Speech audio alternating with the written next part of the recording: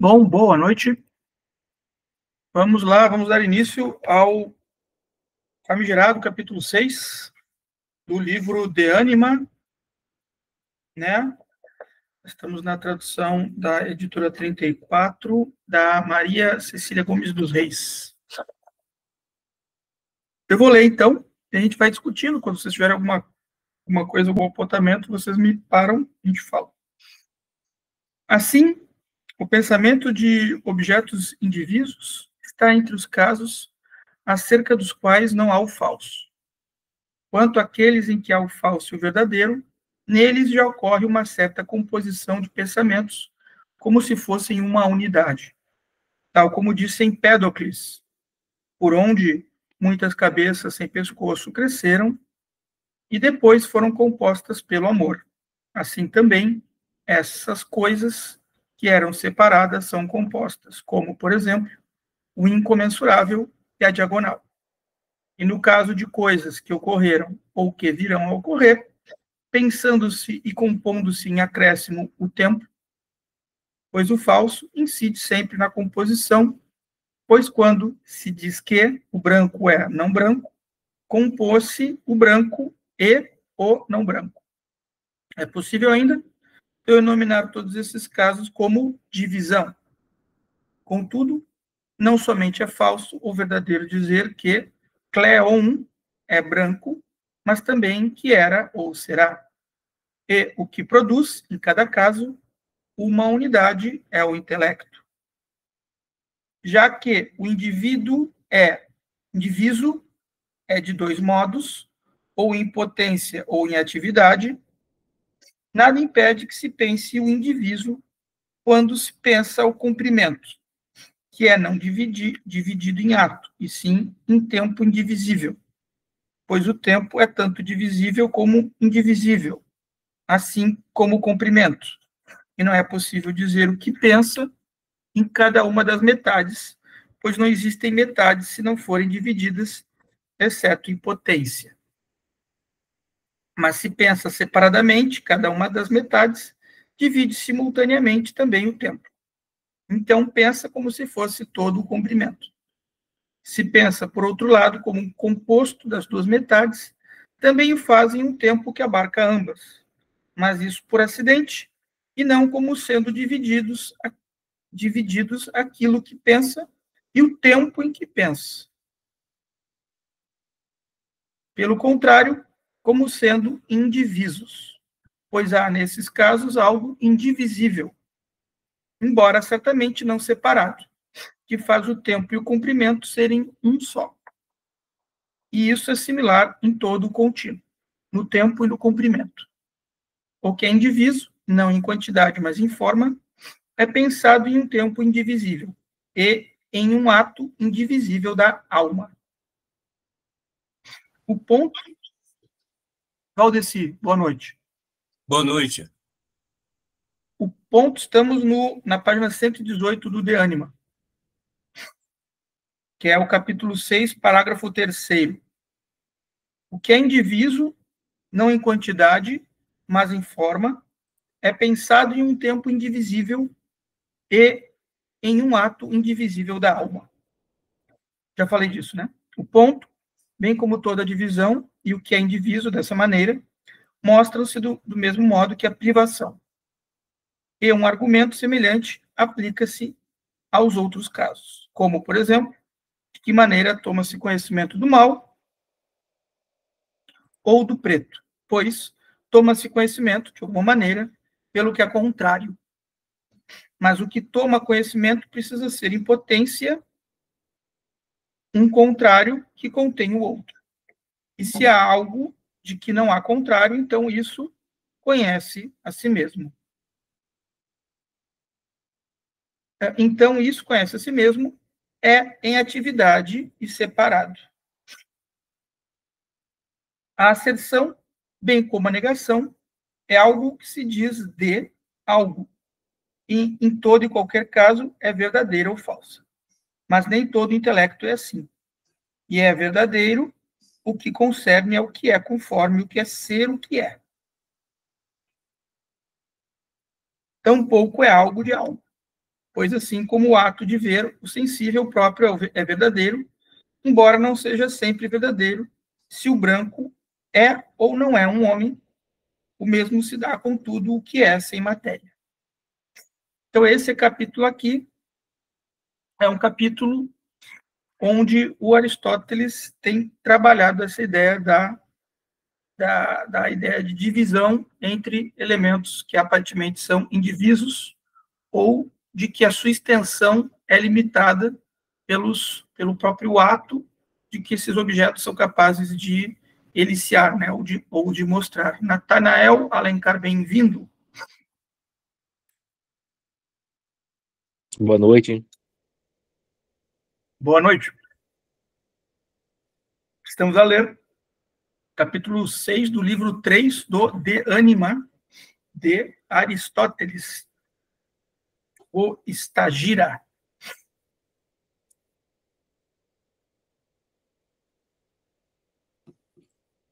Vamos para o 7.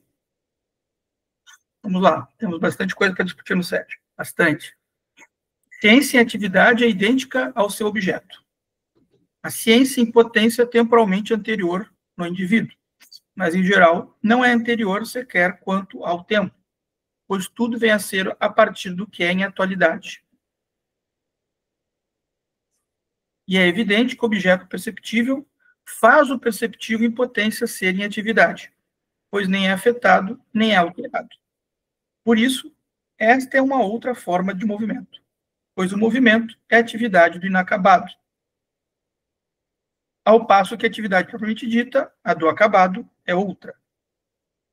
Sempre pensem, né, que o Aristóteles, ele é aquele homem que foi capaz de perceber que as ações se dirigem tanto do sujeito para o objeto, quanto também da própria intelecção desse sujeito para esse objeto. Quer dizer, não é somente um objeto que vem ao sujeito, mas é o sujeito também que vai ao objeto. Quer dizer, ele leva em consideração esse ato contínuo de percepção, né? Isso é algo que a gente pode dizer que é inédito, em termos filosóficos, né? Sentir, então, é semelhante ao mero proferir e pensar. E quando é agradável ou doloroso, como afirmado ou negado, isso é perseguido ou evitado. E sentir prazer ou dor consiste em estar em atividade com a média da capacidade sensitiva em face do bem ou do mal como tais. A aversão e o desejo são a mesma coisa em atividade. E a capacidade de desejar e de evitar não são diferentes, nem entre si, nem da capacidade de sentir, embora o ser seja diverso, né? É a ideia dos opostos, né? Uma coisa é oposta à outra, mas na sua atividade, um repele aquilo que o outro anseia por estar perto. Para a alma capaz de pensar, as imagens subsistem como sensações percebidas. E isso aqui eu acho muito importante. Quando se afirma algo bom ou nega-se algo ruim, evita-o ou persegue-o. Por isso, a alma jamais pensa sem imagem, né?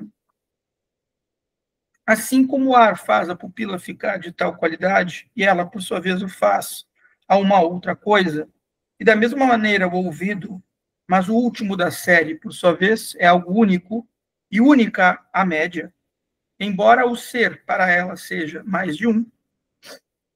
E já foi dito antes também, por meio de que se discerne em que o doce difere do quente, mas deve-se dizê-lo ainda desta maneira, pois é algo único, de tal e tal como um limite, e o doce e o quente, como um só, pelo análogo e em número. Estão para o respectivo par, como aqueles entre si. Pois que diferença há em perguntar como se discernem os que não são do mesmo gênero, ou como se discernem os contrários, como o branco e o preto? Ora, assim como o branco A está para o preto B, do mesmo modo também o C para o D. E tal como aqueles, um em relação ao outro. E também quando alternado. Se o par CD for subsistente em uma única coisa, e da mesma maneira também o AB, então haverá uma coisa idêntica e única, embora o ser não seja idêntico. E similarmente para aqueles. O mesmo argumento se aplica se A for o doce e o B for branco.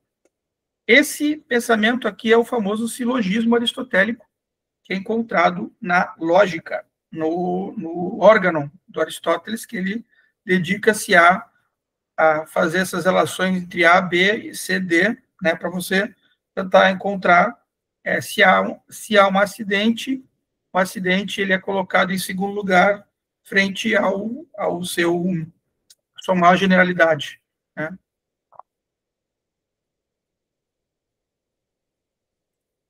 Vamos para o parágrafo seguinte. O capaz de pensar pensa as formas, portanto, em imagens, como nestas está definido para ele o que deve ser perseguido e o que deve ser evitado. Então, mesmo a parte da percepção sensível, ele se move quando está diante das imagens. Por exemplo, quando percebe a tocha em que está o fogo, ele reconhece, vendo-a mover-se pela percepção comum, que é um inimigo. Mas, em outro momento, com as imagens e pensamentos na alma, ele raciocina como se estivesse vendo e delibera sobre coisas vindouras à luz das presentes. Quando ele disser que lá está o agradável ou doloroso, então aqui o evita ou persegue. E, em suma, fará uma só coisa.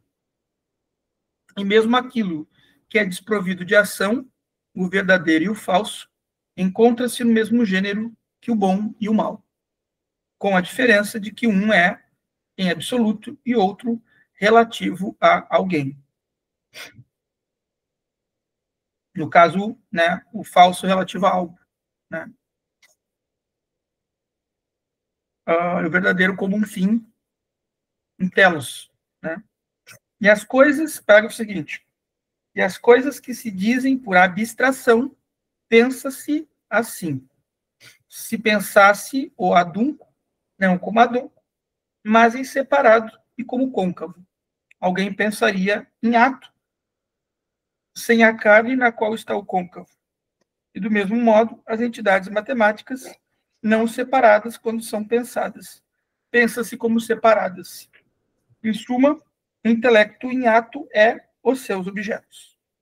Mas se é possível ou não o intelecto pensar alguns objetos separados, sem ser ele mesmo separado, isso deve ser investigado posteriormente, que é um pouco o questionamento que nós tivemos no nosso encontro passado, né? A gente estava questionando justamente se era possível haver pensamento sem matéria para pensar, né? E aqui a gente entende que o Aristóteles está levando esse questionamento um pouco além, ainda que ele tenha dito no nosso último encontro que ele acreditava que existia pensamento sem matéria, né?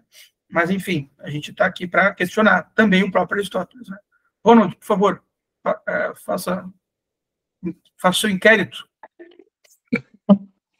Não, na verdade, eu estava pensando agora, quando falou mais atrás, quando você falou de extensão, lembra? Você falou, teve um momento lá que você citou extensão, né?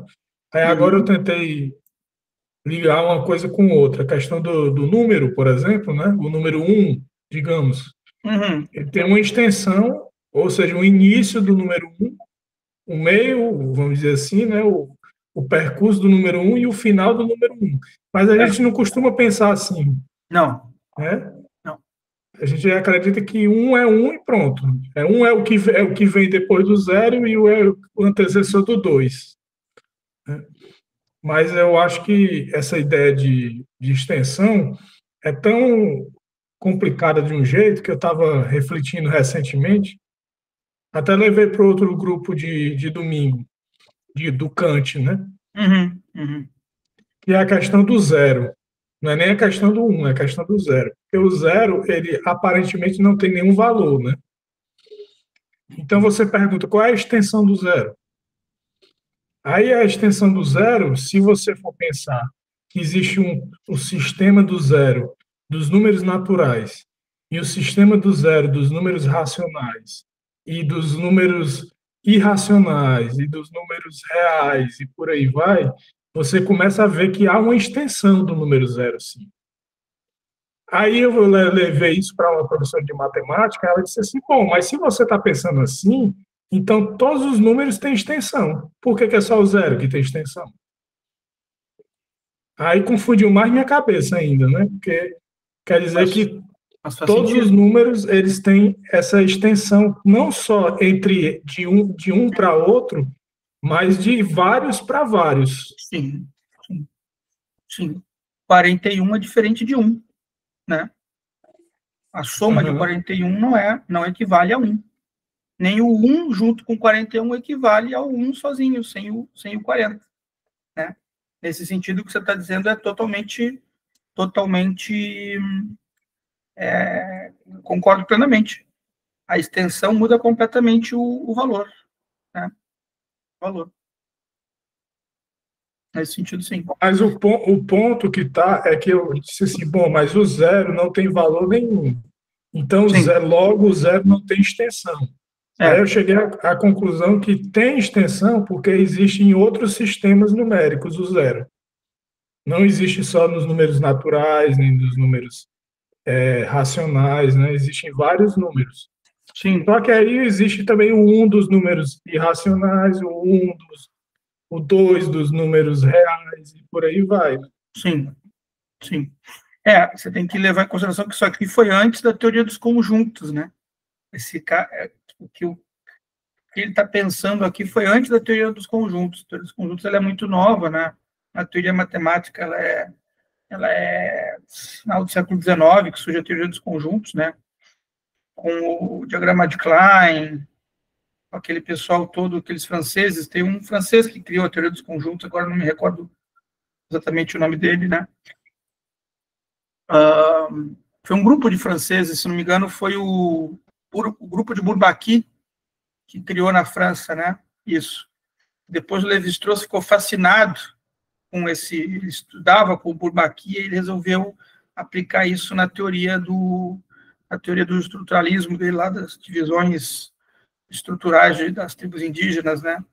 Brasileiras. E foi daí, né? Foi desse pensamento aí da teoria dos conjuntos, que acabou também sendo importante para a probabilística, né? Para a gente pensar a probabilística, que é algo que foi se desenvolvendo durante o século XX, né? Então, aqui, até esse ponto aqui, é o divisor de águas, eu acho, né? Porque a matemática, até então, a matemática, nesse tempo aqui do Aristóteles, né? Os números eles poderiam ser elevações espirituais.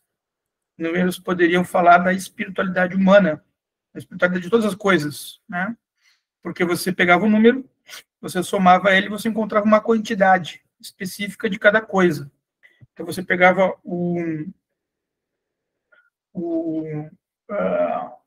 a circunferência do círculo, você dividia por 3, você encontrava uma constante de valor, que era 3,14, mais uns quebradinhos, que é o π.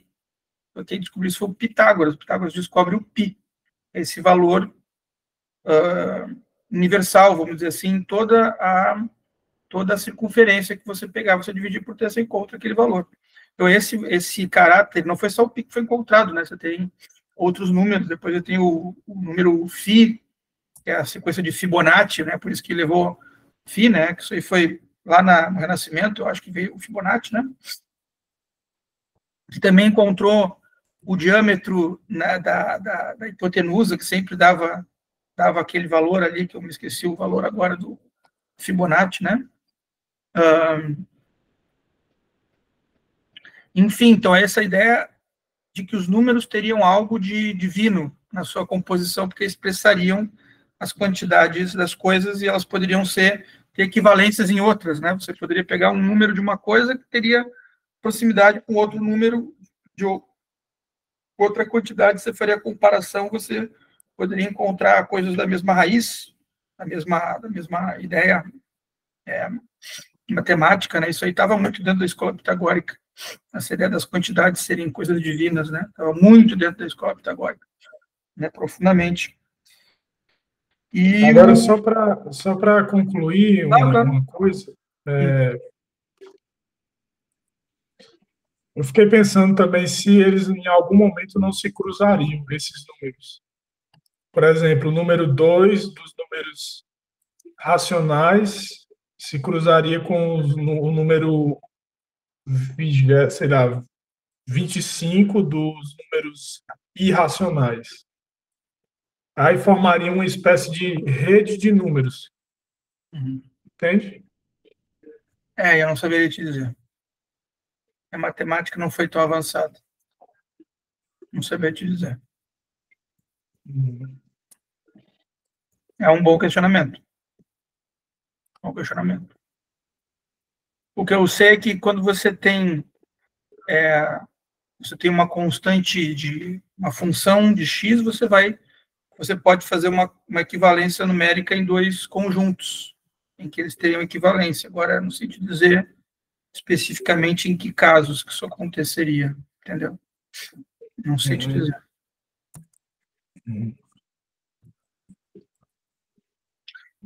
Vamos para o 8.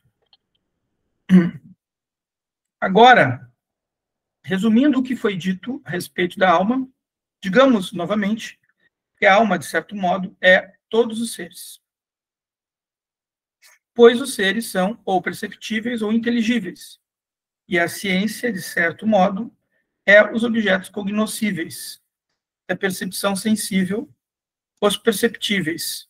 Mas é preciso investigar de que modo isto se dá. A ciência e a percepção sensível dividem-se em relação às coisas. Em potência, em relação às coisas em potência, em atualidade, em relação às coisas em atualidade. A parte perceptiva e cognitiva da alma são em potência esses objetos. Uma, cognoscível, a outra, o perceptível. Mas há necessidade de que sejam ou as próprias coisas ou as formas. Não são as próprias coisas, é claro, pois não é a pedra que está na alma, mas sua forma, né? De que maneira a alma é como a mão, pois a mão é instrumento de instrumentos. O intelecto é a forma das formas, bem como a percepção sensível é a forma dos perceptíveis. Aquele óbvio ululante, que é sempre preferido por Aristóteles, né? Sempre vamos dizer o que é o mais óbvio para que ele não seja tão óbvio assim e a gente pense, né? Uma vez que tampouco há, ao que parece, qualquer coisa separada e a parte de grandezas perceptíveis, os objetos inteligíveis estão nas formas perceptíveis, tanto os que são ditos por abstração, como também todas as disposições e afecções dos que são perceptíveis. Por isso, se nada é percebido, nada se apreende, nem se compreende. E, quando se contempla, a necessidade de se contemplar, ao mesmo tempo, alguma imagem. Pois as imagens são como que sensações percebidas, embora desprovidas de matéria. E a imaginação é diferente da asserção e da negação, pois o verdadeiro e o falso são uma combinação de pensamentos. Em que os primeiros pensamentos seriam diferentes de imagens, certamente nem estes e nem os outros pensamentos são imagens, embora também não existam sem imagens. Isso aqui é bem interessante, porque isso reforça aquela ideia que nós falávamos, né? De que então, a imagem não é matéria, a imagem é uma outra coisa, né? Então, tá muito mais próximo do mundo das ideias, desse outro substrato que vem lá do Platão, né? Portanto, as ideias diante da matéria também tornam-se diferentes, né? Porque a matéria também, na sua forma de aprender as formas, as ideias, ela também vai se transformando. Então, por isso que a ideia ela tem essa prevalência no pensamento do Aristóteles em detrimento da matéria, porque uma vez que você muda a ideia, você é capaz de mudar a forma física daquilo ali, a transformação material daquilo ali, né? Então, é uma outra forma de explicar o Aristóteles, que é a forma aristotélica, né? Uma outra forma de explicar o Platão, que é o jeito que o Platão entendeu a ideia das formas do Platão, né? Aristóteles entendeu a ideia das formas do Platão, entendeu? Assim, esta forma. Ele explicaria assim, se ele chegasse para o Platão e conversasse com o Platão, olha, eu acho que não é tanto de cima para baixo, mas é mais de baixo para cima, né? Quer dizer, é nós fazendo a descoberta dessas ideias e aperfeiçoando-as, transformando-as com a matéria. E aí você chega naquela forma que seria adequada para aquela matéria, né? Então, esse seria a parte humana, vamos chamar assim, que resolveria esse problema, né? O humano seria capaz de resolver esse problema da conciliação entre forma e matéria, né? Vamos para o capítulo 9. E uma vez que a alma dos animais é definida de acordo com duas potências de poder discernir, que é a função do raciocínio da percepção sensível, e a de poder se mover de acordo com o movimento local, basta o que já foi dito a respeito da percepção sensível e do intelecto. E é preciso investigar agora o que é, na alma, faz mover. Se há alguma parte dela, única e separada, ou em magnitude, ou quanto ao enunciado, ou se é a alma como um todo, ou se uma certa parte. Trata-se de algo peculiar, e para além das habitualmente tratadas e mencionadas, ou trata-se de uma delas, mas de imediato se coloca um impasse.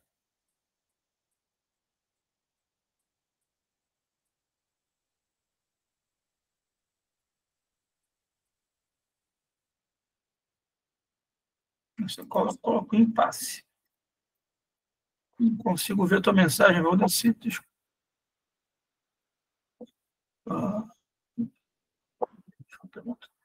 A ideia aristotélica.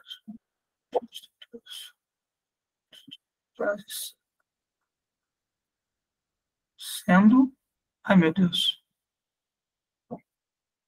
Cacilda, não consigo ler essa coisa aqui. Instrumento para a ciência. Pergunta. Pensamento da psique. Não consigo ler. Não sei por que eu não consigo ler. Deixa eu ver por que eu não consigo ler. Você quer que eu leia? Lê, por favor, Ronald. Por favor, lê para mim. Que eu não consigo ler. Tem algum problema aqui que não está me deixando ler. Foi citada a ideia aristotélica do silogismo, na qual é raciocínio de estrutura de frases, sendo teórico universal e necessário, tornando-se instrumento para a ciência. A pergunta é: o silogismo provém do pensamento, do raciocínio e da psique ou da própria alma, que é inerente ao homem, e se inerente é um conhecimento a priori ou a posteriori, sendo a alma contingente ao homem? A alma, ela é dotada de racionalidade. A alma humana, ela é racional, né? Sendo assim, é inerente ao homem a racionalidade. O homem pode não alcançar a racionalidade o tempo todo? Pode, porque ele pode ser mal instruído.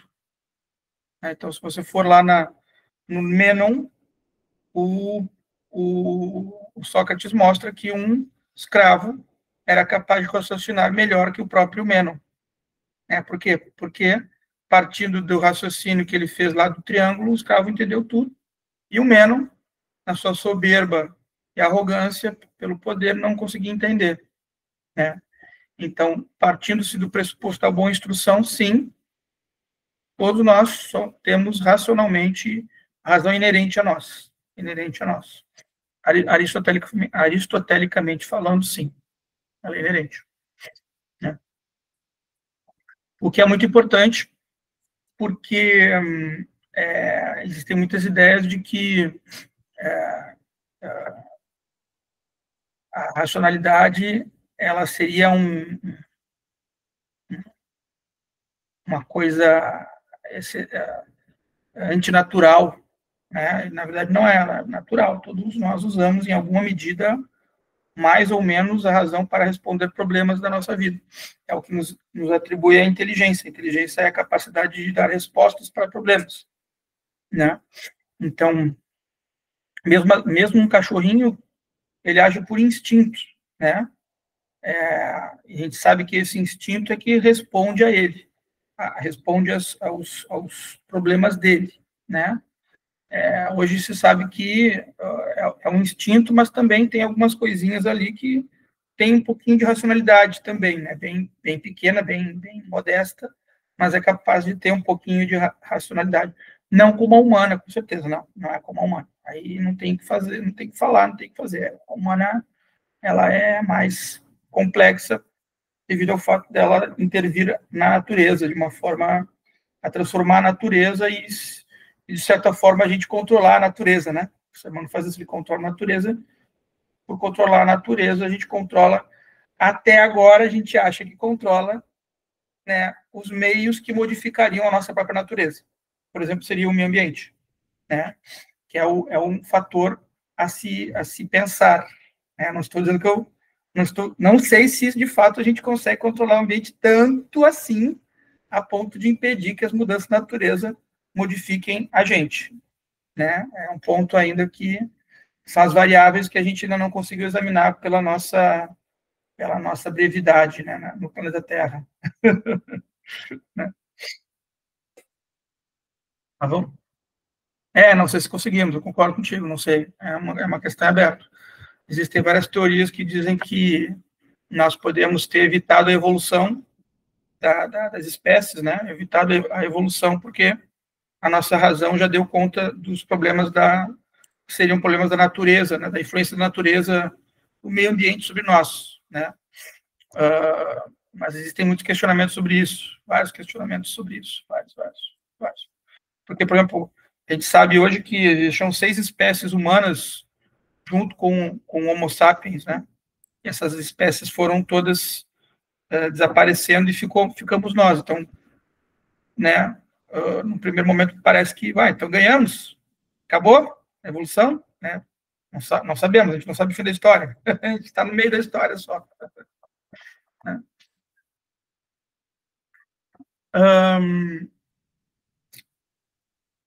Vamos lá, vou continuar.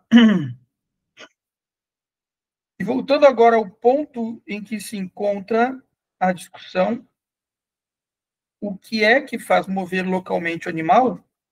Pois o movimento que concerne ao crescimento e ao decaimento, subsistindo em todos sem exceção, há de ser produzido por aquilo que subsiste em todos, a alma reprodutiva e nutritiva.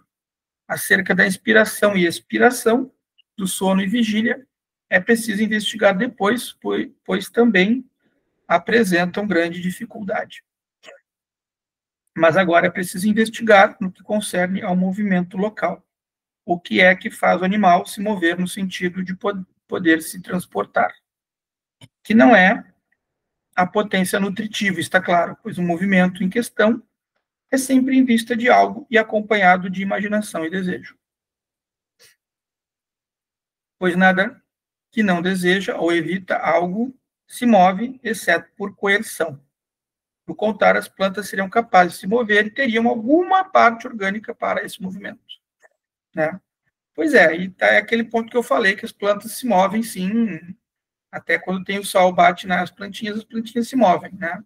Esse foi o problema nem no Aristóteles não conseguiu observar tudo, nem tinha registro de tudo que foi observado, porque como o movimento das plantas é muito lento, né? Eles não viram flores como o girassol, né? Que o próprio nome diz, né? Girassol, ela gira em torno, para buscar o sol, né?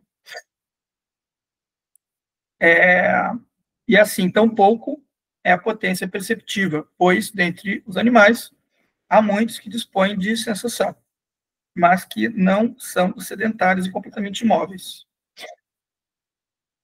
Se a natureza efetivamente não faz nada em vão e nem omite algo que é necessário, exceto no caso dos seres mutilados e imperfeitos, enquanto que tais animais são perfeitos e não mutilados.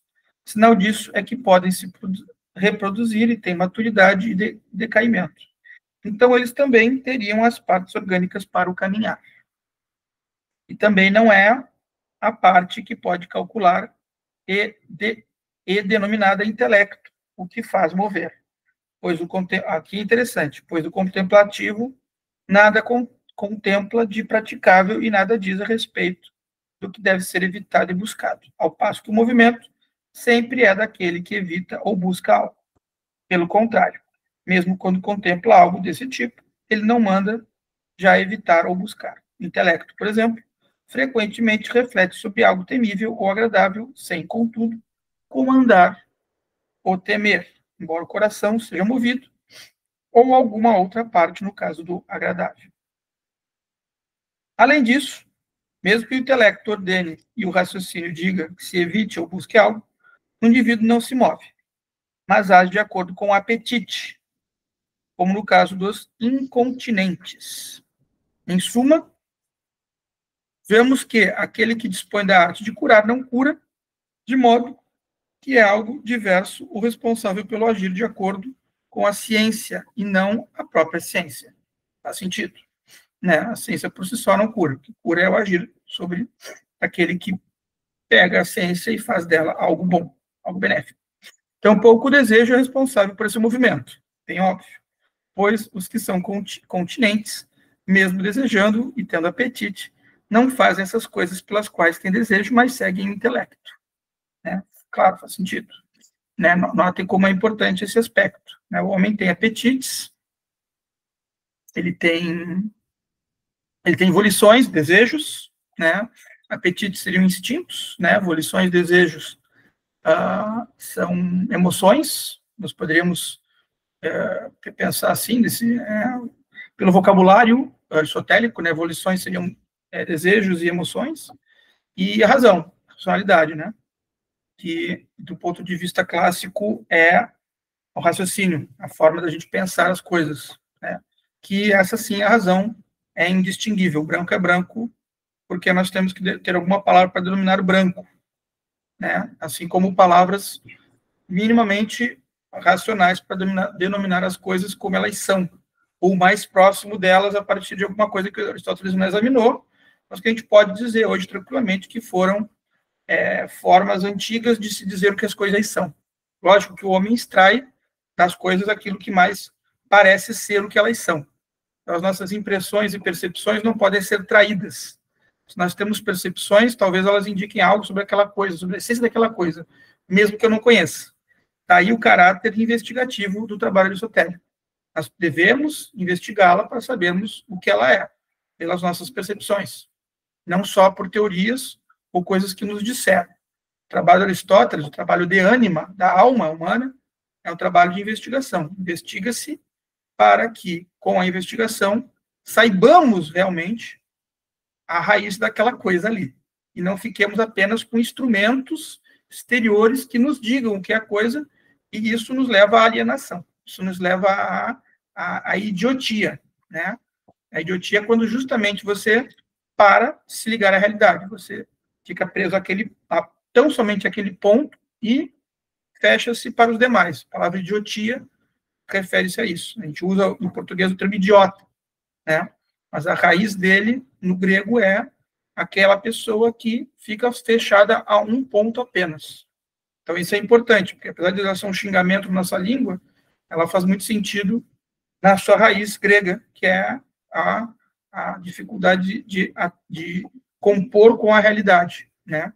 E com as mudanças que a realidade acaba, muitas vezes, nos colocando, né? Então, essa é uma grande lição aqui do Aristóteles. Né? Capítulo 10. Mostra-se, então, que há dois fatores que fazem mover: o desejo ou o intelecto, contanto que se considere a imaginação um certo pensamento. Isso aqui é bem interessante, pessoal. Tem que fazer um adendo aqui, porque a imaginação ficou sempre para a história da humanidade como a parte psicológica, quanto que o raciocínio ficou para a parte lógico-racional do ser humano, né?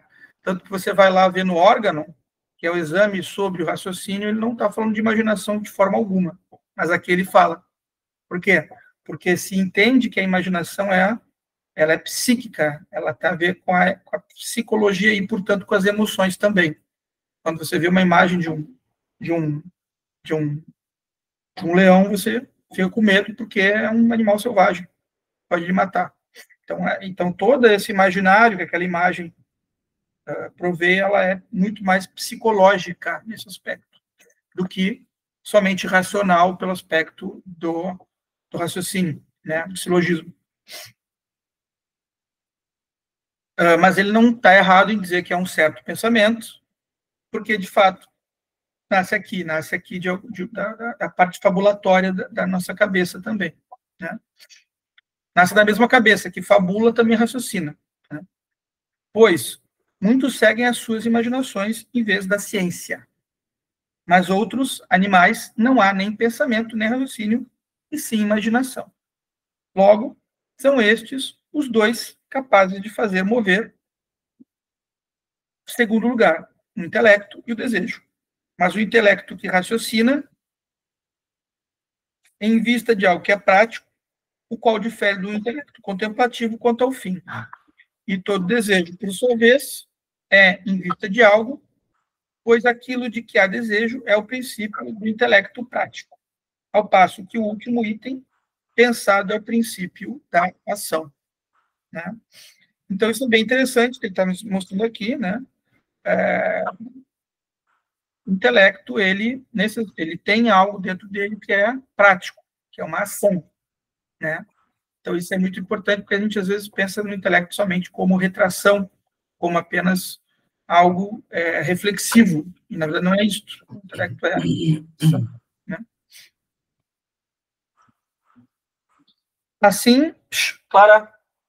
Assim, mostra-se razoável que sejam estes dois os que fazem mover, desejo e raciocínio prático, pois o objeto desejável move e, por isso, o raciocínio também move, porque o desejável é o seu princípio.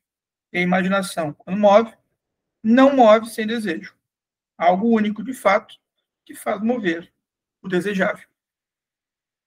Pois, se os dois movessem quanto ao lugar, o intelecto e o desejo moveriam de acordo com uma forma comum. Na verdade, mostra-se que o intelecto não faz mover sem o desejo, pois a vontade é de desejo. E quando se é movido de acordo com o raciocínio, também se é movido de acordo com a vontade. Mas o desejo move, deixando de lado o raciocínio. Olha que interessante isso aqui. Né? O desejo move, deixando de lado o raciocínio. Né? Pois o apetite é um tipo de desejo. O intelecto, então, é sempre correto. Ao passo que o desejo e a imaginação, ora corretos, ora não corretos. Por isso é sempre desejável que move, embora este seja tanto o bem como o bem aparente, mas não todo o bem, e sim o bem prático apenas. E o praticável é o que admite ser de outro modo. Né? Aqui que a gente chega nas virtudes. Interessante ele colocar esse aspecto aqui do apetite, um tipo de desejo, porque o apetite, vendo-se que ele é um instinto humano, ele também pode ser pensado como algo que pode ser levado a desejo, sim, né, dependendo da sua forma. Né? Por exemplo, a gente, quando come, a gente pode escolher a comida que mais nos dá prazer. Né? Ainda que a fome seja a mesma, lá dentro a gente pode pensar, mas eu gostaria de comer macarrão ao invés de arroz. Né? Então, é uma...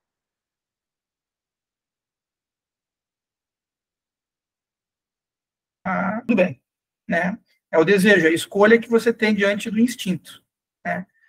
Então, Um ponto interessante. Vamos lá. É evidente, portanto, que é uma potência da alma deste tipo a que move o que é chamado de desejo. Para aqueles que distinguem as partes da alma, no caso de as distinguirem e separarem de acordo com as potências, elas se tornam múltiplas, nutritiva, perceptiva, intelectiva, deliberativa e ainda desiderativa, pois estas diferem mais umas das outras do que a apetitiva difere da emotiva.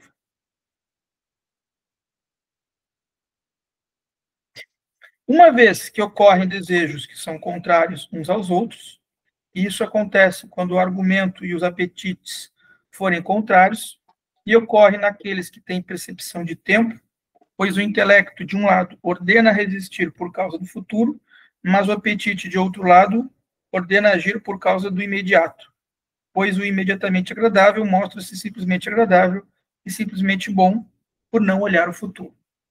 Então, o que faz mover seria uma única espécie, a capacidade de desejar enquanto tal. Olha que interessante isso aqui. Olha como isso aqui esbarra em toda a modernidade depois. Porque muita gente vai pegar essa frase aqui para pensar o desejo humano, né? E, antes de tudo, o desejável que, mesmo não estando em movimento, move por ser pensado ou imaginado. Embora as coisas que fazem mover sejam mais numerosas. Com certeza, né? A quantidade de coisas que podem nos mover é grande, né? Há, então, 3 envolvidos. Primeiro, o que faz mover. Segundo, aquilo por meio do que move. E terceiro, aquilo que é movido. Né? A equação de Aristóteles, sempre 3. Sempre a mediania. Né? E de 2 tipos é o que faz mover. Um é o imóvel, outro o que faz mover sendo movido, o bem praticável, por sua vez, é o imóvel. O que faz mover sendo movida é a capacidade de desejar.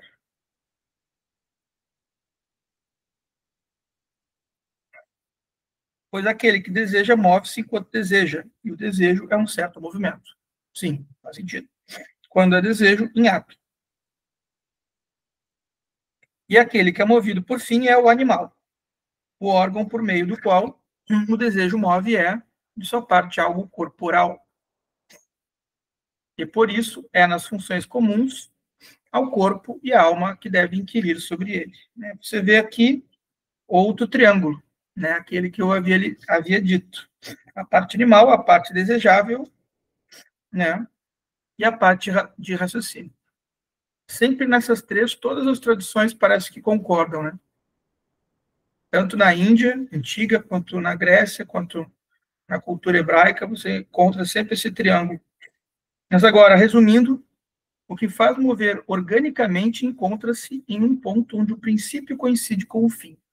Por exemplo, na junta, pois ali o convexo e o côncavo são, respectivamente, o fim e o princípio. Por isso, um repousa e outro se move, sendo diferentes quanto anunciados, mas não separados em grandeza, pois tudo ou é movido por empurrão ou por tração. Por isso, tal como na roda, é preciso algo permanecer fixo e, a partir dele, ter início o movimento. Em suma, é isto que foi dito, na medida em que o animal é capaz de desejar, por isso mesmo ele é capaz de se mover. E ele não é capaz de desejar sem imaginação. E toda imaginação ou é raciocinativa ou perceptiva, e desta também compartilham os outros animais. Capítulo 11, ou dúvidas antes do capítulo 11, questões. É muita coisa que tem nesses capítulos finais aqui do Aristóteles, né? Por favor, Carla. Eu não sei se entra nesse raciocínio, deixa eu ver como é que está aqui o som, vocês estão me escutando? Eu não sei se entra esse raciocínio que eu vou falar agora, mas que é aí referente aos parágrafos. Que o desejo vem da alma, né, para a evolução da gente, e a vontade viria do ego, Não sei se encaixa aí nessa questão da análise, né, a questão analítica de Aristóteles, né, eu não sei. Mas é outro vocabulário, né? Aí outro vocabulário. Né? Porque aí você está partindo dessa questão do ego como uma coisa que deseja muito para si só, né? Isso. Mas existe o ego altruísta também, né? Que é o que não deseja para si, né? Que não quer para si nada, né? Aí vem outra, aí eu acho que é outra, aí é uma coisa meio causa-consequência, eu acho. Eu acho que é outra ideia, né? Outra ideia. Que está presente na filosofia hindu e numa parte da filosofia hebraica também tem um pouco disso também. Mas eu acho que aqui, nesse aspecto, não me parece que entre exatamente essa ideia. Mas ela compõe dentro das ideias da antiguidade, né?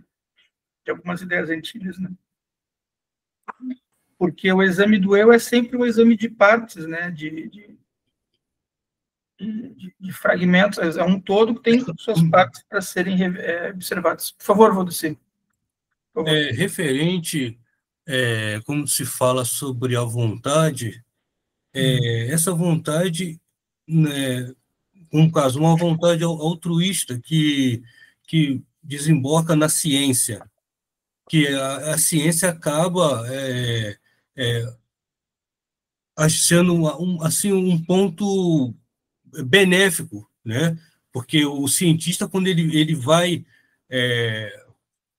praticar ciência, de se debruçar nos estudos científicos, ele muitas das vezes está pensando na sociedade em si. Essa é a vontade que move os cientistas, né, os filósofos, entendeu? Estudar sobre a ciência e aí, quando se fala em ego, aí o senhor falou sobre um ego altruísta, que não é tão negativo assim. Não é. É porque a sociedade comum vê como algo negativo, mas a filosofia não vê como tão negativo. Não é. Aí você entrou numa coisa muito boa, na minha opinião, muito boa, que foge um pouco ao escopo do texto, mas que eu acho que é o problema do... Você vai fazer isto porque você realmente está sendo altruísta ou porque você quer colher as benesses por um ato altruísta, você fazer uma hipocrisia, né? E aí você acabar colhendo um ato egóico, né? Pelo seu grande ato altruísta, pela sua benevolência, pela sua bondade. Você pode cair na hipocrisia, quer dizer, eu vou fazer um discurso que agrade, que eu faça um bem para todos, né? Fazer uma coisa bem socializada, assim, né? E pode ser uma grande hipocrisia, porque no final você pode ser um grande ladrão, utilizando-se disso para roubar as pessoas. Pode acontecer. Essa foi uma terceira opinião que vim aprender agora. Claro. O altruísmo ele é muito bom, mas também a gente precisa de um nível para o altruísmo também. Não é assim, né? Você é altruísta para não ter que pensar quem eu sou. Não é assim, meu amigo. É importante você pensar quem você é. Olha o que tem acontecido com os professores no Brasil. São tão altruístas que hoje estão passando por muito sofrimento, né? Então, uma classe que está sofrendo muito, porque é muito altruísta, né? E não é altruísta porque porque querem ter ego, não é por isso. É porque realmente esquecem de si mesmos, às vezes. Estão ali fazendo um trabalho e naquele trabalho começam a ter sofrimentos que os flagelam, caem num flagelamento de esquecimento de si mesmos, né? Então, existe um lado muito ruim de você, como é que se diz, um altruísmo exagerado, se você esquecer de você, você vai ficar doente, né? Eu não estou sentindo nada. Uma hora você vai cair vai arder em febre, né? Porque uma hora acontece, né? Então, tomar cuidado de si não deveria ser visto como um auto-egoísta, né? Mas seria justamente para preservar o que se tem de bom. Um cientista, por exemplo, quando ele realmente se dedica, ele vai poder, por exemplo, se cansar um pouco, né? Porque ele está se dedicando a fazer algo que é muito benéfico para as pessoas. Mas ele também tem que cuidar da sua saúde, porque, caso contrário, ele morre, e aí o que ele precisa fazer, ele não faz. Né? Por exemplo, eu não posso Não posso simplesmente agora querer, eu quero morrer, acabou, Não, um monte de gente depende de mim, eu não posso fazer isso, amigo, por favor. Que Deus tenha piedade da minha alma e não me mate, porque um monte de gente depende de mim. Por isso que Aristóteles fala sobre a mediana, que é o equilíbrio dos opostos, né? Nem muito e nem pouco, mas na medida certa. Na medida certa. Porque o trabalho da obra, o trabalho de Deus, da criação, ele é um trabalho da medida certa.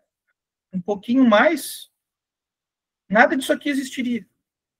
Um pouquinho mais de gravidade, não existiria a vida como ela é. Um pouquinho menos também não. Foi exatamente na medida. Entendeu? A medida da gravidade, a medida certa de quantos cromossomos você tem que ter. Se você tiver 32, você está ferrado. Se tiver 34 também. Entendeu? A medida de cada coisa tem um porquê muito que a gente não entende bem porquê, mas é o que dá certo. Pega a tabela periódica, né? Por que o carbono é o 8? Porque ele é metade, né? Ele é bem na metade entre o 16 e o 1. O carbono está ali, ó, no 8. Uma vez um primo meu, que é farmacêutico, me falou sobre isso. Eu fiquei, uau, nunca tinha pensado. O carbono está bem no meio, né? Da tabela periódica, porque é uma tabela de massas, ela fala das massas dos elementos, né? Então, a massa do carbono estaria em tudo. Todo o universo tem carbono, né? Por causa disso, né? Alguém levantou a mão? Ronald, por favor. Eu queria saber, com relação à questão do movimento, se o movimento é em relação à forma ou à matéria, ou aos dois.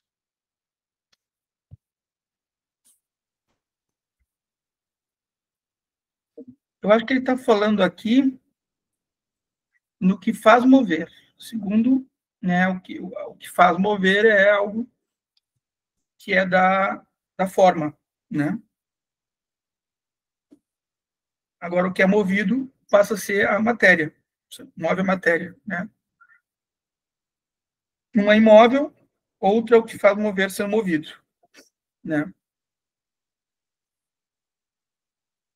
Mas aquilo que faz mover porque eu lembrei movido... agora, estava lembrando que tem alguns filósofos filósofos e sociólogos, tipo aquele Pierre Bourdieu, né? Uhum. Ele fala muito no virtual, o Deleuze fala muito no virtual.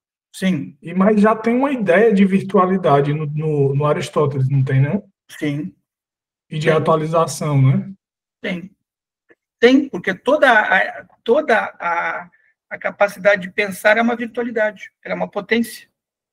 Não significa que chegaremos àquilo, mas podemos pensar naquilo. Entende? Você pode pensar, se você vai conseguir tornar aquele pensamento, a matéria realiza, aquilo é outra história, mas você pode pensar naquilo, na possibilidade daquilo existir. Né? Se a matéria vai dar conta, é outra coisa. Né? A nossa imaginação ela é muito grande.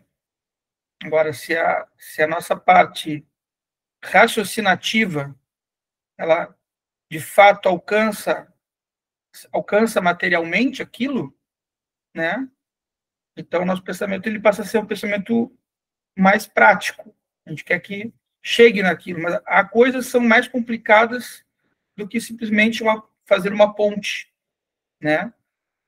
Então, elas exigem que o meu intelecto tenha que assumir outra postura, que não seja apenas cálculo matéria, né? Talvez eu vou ter que fazer um outro trabalho na matéria para poder aperfeiçoá-la, né? Aí que você vai ter depois o advento dos alquimistas, né? Que vão trabalhar a matéria como elementos de depuração, né? Você vai pegar elementos que são brutos, você vai tentar aperfeiçoá-los para torná-los, você pegar chumbo para transformar em ouro, por exemplo, né? Então, tem alguma coisa aqui no Aristóteles que também toca nisso, né? O aperfeiçoamento com matéria, ele é algo que tem diferentes graus de aperfeiçoamento da matéria. Né? Não se dá apenas porque você pegou a matéria, pregou um prego e fez uma ponte com ela. Né? Algumas coisas será necessário outro outro método, outra metodologia para isso, né? Então, isso o Aristóteles não nos diz. É óbvio que ele não vai nos dizer quais são essas metodologias, porque ele não tinha tempo hábil para investigar tudo, mas algumas coisas ele se dedica a investigar, né? Que são essas que dizem respeito ao que a nossa mente pode mover, né? O que a gente pode mover com a nossa mente, né? E aí ele diz, pensamentos, podemos mover desejos, nós podemos mover, né? Podemos transformar volições em instintos e poder mudar o seu destino, o seu desfecho, para que eles possam servir a nós de algum jeito, né? Então, tem algo aqui no raciocínio. Claro, ele não se deteve nisso aqui, que é uma coisa que os estoicos vão se deter depois, né? Que é a supressão dessas volições aqui. Mas ele está dizendo, olha, é possível você ir tomando outros caminhos para você mudar o desfecho, né? Você não precisa ter somente um pensamento que diz que esse lápis é preto, né? Não, ele está configurando que o lápis é preto. Mas você, ao investigar o que o lápis é preto, você levantou uma gama de conhecimentos fenomenais sobre o lápis ser preto. Você entende? Você levantou até o questionamento do porquê que ele é preto. Você tem que fazer esse questionamento, né? A gente sabe hoje que o preto é a ausência de luz, né? A ausência de claridade, né? Mas até para isso você tem que ter ciência, você tem que ter estudo, até para poder dizer uma coisa dessas, né? Valdeci, diga. Gostaria de saber esses pensamentos, em Aristóteles, né? Esses pensamentos, esses desejos, né? Essas vontades, Aristóteles via como uma própria virtude do próprio ser humano, a virtude em si, da alma? Uhum. A virtude da alma, ela advém de fazer bem algo de tornar aquilo que é bom execuível, executado, né? A virtude não é virtualidade, a virtude é o bom praticado, né? Tanto que você tem a phronesis, né? Que é a sabedoria prática, a sabedoria em execução. Alguns chamam de agora esqueci em português, phronesis não é temperança é sofrosine. Phronesis bom, enfim, daqui a pouco chega a phronesis. Então, você ao praticar o bem, tá, você faz o bem, tá. Mas por que a virtude não é somente um bem? Né? A virtude é o bem do bem. Ela é a melhor forma de você executar, você praticar uma instância moral. Isso, prudência. Isso, prudência. Muito bem. Obrigado, cara. Obrigado. Prudência. Entende? Então, o Aristóteles, sim, o bem é desejável. A virtude é desejável. Não só esta virtude, mas muitas virtudes. A própria busca já é um bem. Porque a gente não pode esquecer, todo aquele que isso era um exemplo para a sociedade ateniense, que estava passando por um período de decadência nesse período aqui, muito grande, né? Em que o bem era coletivo, né? As coisas eram coletivizadas. Só que no momento que eles estão falando aqui, esses pensadores, você já tem muita política, já tem muito interesse rasteiro, muita democracia ateniense já está sendo disputada por políticos que querem se aliar aos persas, entendeu? Então você já tem células internas que estão se esfacelando já, né? Mas sim, você tem que a virtude em si, ela é uma instância moral de excelência. É excelência, não é apenas o bem, mas é o bem excelente. É a boa prática desse bem que ela se dá tão bem que ela serve de exemplo. Ela se torna exemplo para os outros fazerem, né? E é o que sempre se vê nas obras clássicas, homéricas, né? Você vai ver sempre os bons exemplos de virtude lá, né? Ainda que haja algumas figuras que contestam isto, né? O próprio Aquiles, né? Aquiles lá ele vai matar o Heitor e vai levar o corpo do Heitor para desforra, né? Para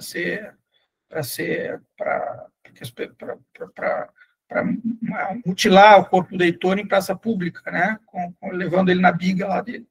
Então isso era uma atitude ruim, né? Que era um ponto questionável dentro da Ilíada, esse ponto aí do esfacelamento do corpo do Heitor, né? Porque ele merecia um enterro, ele merecia ritos funerários. Então vai lá o pai do Heitor lá, que eu esqueci, o Agamenon, né? Ele vai lá para... Não é Agamenon, perdão, me fugiu o nome agora do pai do Heitor, vai lá para pedir o corpo dele de volta, né?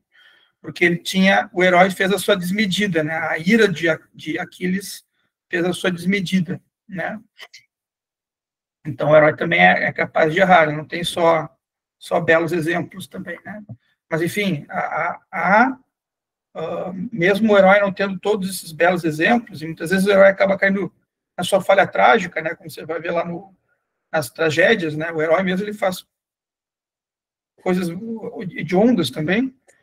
Ainda assim há ainda uma esperança de que a sociedade ateniense, fazendo esses questionamentos, volte a brilhar, né? Volte a ser uma sociedade que pudesse irradiar algo de bom para outras sociedades. E, de fato, aconteceu isso, né? De fato, ela tentou ser exemplo para Roma, né? Na ascensão de Roma. Todos nós voltamos a olhar para o clássico em algum momento da nossa formação em humanística, porque o clássico sempre traz questões para nós nos perguntarmos hoje, na nossa atualidade, no nosso momento atual, né? Não esqueçamos os clássicos, pessoal. Por mais que vocês gostem dos pós-modernos, esse pessoal francês aí, olhem para os antigos, que os franceses mudaram muito a cabeça, os antigos também, eles mudaram muitos ensinamentos. Eles quiseram atualizar tanto que pararam de ver como é que era lá no tempo deles mesmos. Muitos, não digo todos os franceses, mas muitos franceses. Diga, Ronald. Ainda nessa questão sobre o pensamento, né? Você não acha que existem pensamentos que causam uma impressão maior do que outros? Assim, no sentido não só psicológico, mas no sentido mesmo quando você tem um insight, por exemplo, né? Aquele pensamento vem e aparentemente não faz o menor sentido, mas depois você vai analisar e faz sentido. Mas de qualquer forma, aquele insight veio e você não sabe por quê, né? Então é como se existisse assim pensamentos que têm um impacto maior que os outros. O Jung chamou isso de imaginação ativa, né? Quando você resolve um problema científico com imaginação, com algo que é... E resolve mesmo, né? Não falseia, mas resolve, né? Quando você usa algo, uma figura metafórica, mas você resolve o problema, né? Foi o caso do diagrama de Kekulé, que o cara estava tentando encontrar um jeito de falar do anel benzeno, e ele encontrou lá no Ouroboros, uma cobra comendo o próprio rabo, o desenho, por exemplo, né? Ou o caso do DNA, como o DNA foi encontrado também, você usou imaginação. Então, aí, óbvio que com o uso da imaginação, desperta em todos nós um certo frenesi, né? Mas depois desse frenesi, se realmente resolver o problema, deve-se manter aquela equação da melhor forma possível, né? Essa aí é a parte chata, né? Porque a parte de você ter que provar, demonstrar aquele pensamento, que o insight é bom quando vem, mas depois você tem que provar, né, demonstrar. O caso do DNA, ele foi o que foi um melhor possível para ser feito, né? Que é aquela dupla hélice lá, né? foi o melhor que foi possível ser feito. Às vezes é o que a gente tem, né?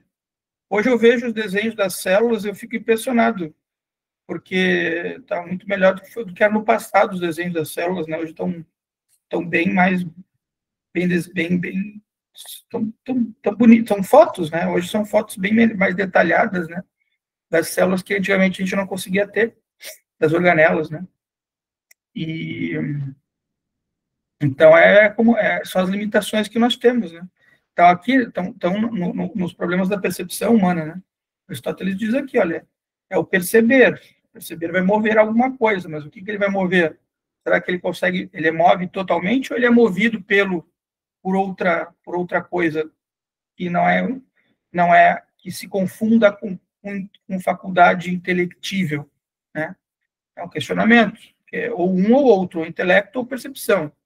Mas se você mistura, talvez você não esteja dando o devido espaço para a percepção, né? Você está misturando muito com intelectos, com teorias de outros, né?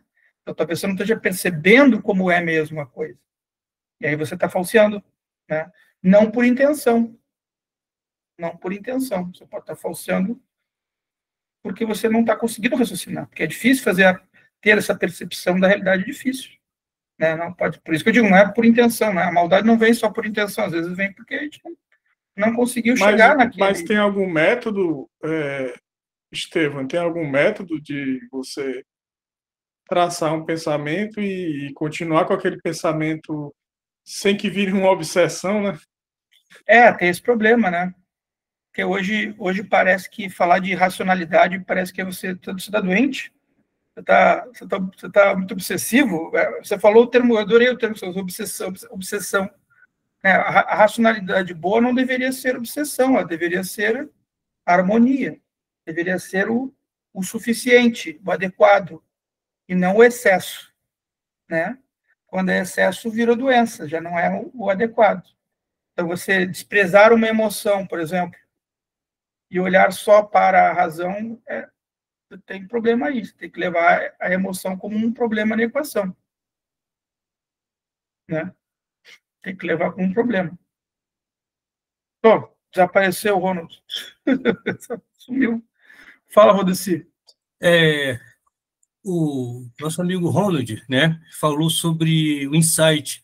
Será que essa frase, penso, logo existo, de René Descartes, foi um insight dele ter captado, de tanto de estudar o método que ele debruçou, com um insight? Provavelmente sim. Provavelmente sim. Foi o insight que ele teve. Ele tirou isso da vida dele. Ele não tirou isso só de ter lido o Platão e o Aristóteles. Ele olhou para ele, dentro dele, para fazer essa frase. Penso, logo existo. Né? Se o pensamento é verdadeiro, se ele é verdadeiro mesmo, ele vai me levar a chegar à constatação de que há algo que pensa e que isso é o telos, é o fim. Né? Ele tirou isso dentro dele. Essa foi a percepção dele. Né? E ao pensar, ele chega na ideia de existência.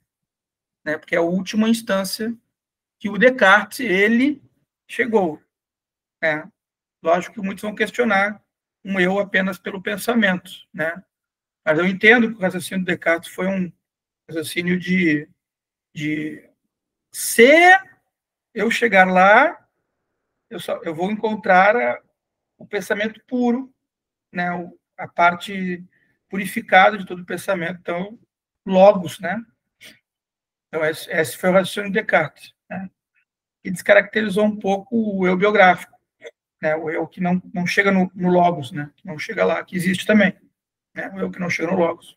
A parte do eu que simplesmente foi emoção, mas sim, é um raciocínio que ele criou e ele fez isso a partir das suas idiosincrasias.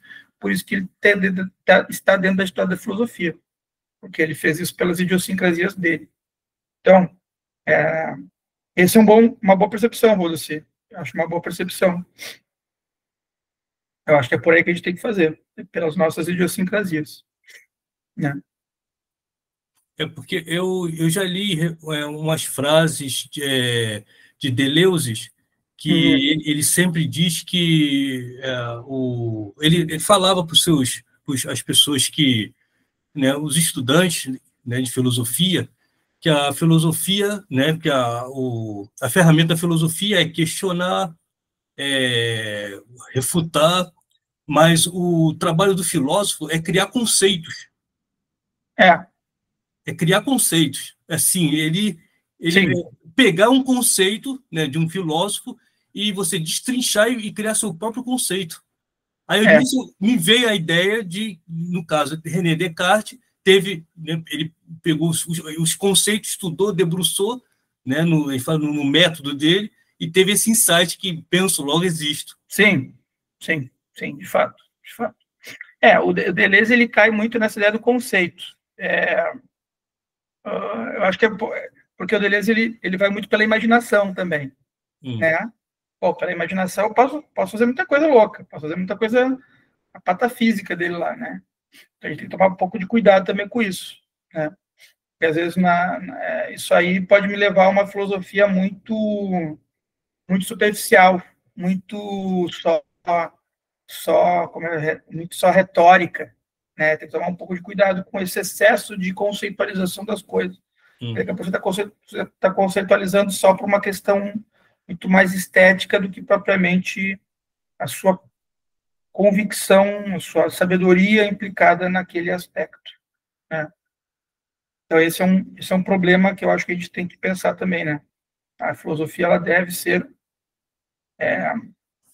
um pouco como a prudência, né? A prudência, a sabedoria prática. Isso é uma boa virtude, né? Nós devemos pensar também naquilo que não é Sofrosine, perdão, agora eu confundi a ideia, Phronesis, né? A gente precisa ter isso como uma boa virtude para nós, né? Então eu sempre tomo um pouco de cuidado com os excessos dos modernos, porque às vezes eles caem em umas coisas que são bonitas, são interessantes, heróicas, mas podem ter um problema se a gente não tiver os pés no chão, né? Eu fui ficando mais velho com o tempo e comecei a ver que muita coisa dos franceses era muito retórica, né? Então eu sempre tive tenho tido um pouco mais de cuidado, porque eu acho que a filosofia, quando a gente está com os pés no chão, a gente pode começar a pensar um pouco mais alto, mas nunca vai ser sem os pés no chão. Sempre é bom ter a sabedoria como nossa amiga aqui, né? E a sabedoria a gente só vai conseguir depois de muito tempo. Assim como o Descartes fez essa frase, né? O pessoal que existe porque ele teve algum live de sabedoria ao fazer isso, né? Então também é importante que nós tenhamos esse live de sabedoria para pensar junto com a nossa própria existência, né? Pessoal, agradeço isso, muito obrigado. Continuamos os 2 últimos capítulos semana que vem. Obrigado por todos aqui. Boa noite. Boa noite.